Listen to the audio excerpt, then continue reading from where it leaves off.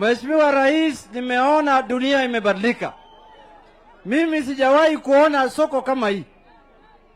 Soko hii nimeona leo hata imeshindwa mimi kuongea. Sijawahi dhani soko kama hii itajengwa hapa Kobodo. Lakini hii ni ya kwamba mtu ambaye ameahidi ametimiza. Si namna hiyo?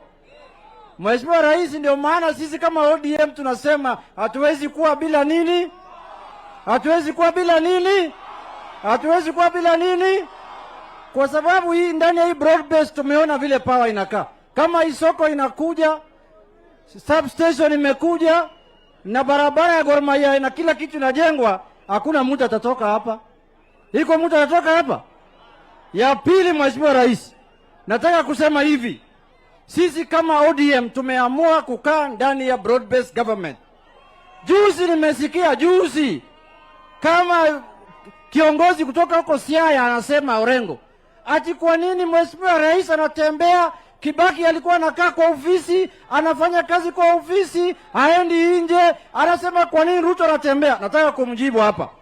Kibaki hakutembea, alikaa kwa ofisi. Akakosa uhusiano na wananchi kwa sababu ya kukaa kwa ofisi.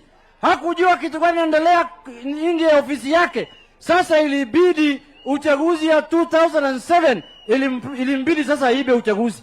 Na Wakenya wauane, Wakenya wapigane. Kwa sababu alikosana na wananchi, hakuwa anatembelea hawa, hakujua kazi gani inaendelea. Sasa mnataka William Ruto akuwe kama hiyo? Mnataka akuwe kama huyo? Mnataka akae kwa ofisi? Ama mnataka kuja hapa Ndiwa? Mnataka kuja hapa Ndiwa? Mtu ya kukaa kwa ofisi ni mtu ambaye hana habari na raia. Hajui wananchi wanataka nini, hajui wananchi wako na shida gani, na hajui kitu gani inaendelea. Ataambiwa soko ya Kobodo imejengwa na labda haijajengwa, lakini leo amekuja yeye mwenyewe kuona. Si namna hiyo? Jambo la pili, kuna jamaa mmoja tumevuta kazi huko bunge. Si mnamjua? Si mnamjua? Yule Gasietha. Si mnamjua? Mtu ya kutia wasichana mimba. Yule mwizi ambaye anaiba mali ya yatima. Yule anafunga suruali kwa second floor hapa kwa kifua kwa sababu tumbo imevura. Si unamjua? Huyo mtu kazi yake vile chair yetu Gladys Wanga amesema kazi yake ni kuongea juu ya ODM kila saa. Mimi naambia yeye, tafadhali wachana na chama cha ODM. Nimeambia nini? Tafadhali wachana na chama ya nini? Kwa sababu chama ya ODM sio harika ya chama yako hiyo ndogo hiyo. Hiyo test hiyo party uko nayo hiyo inaitwa jina yake hata.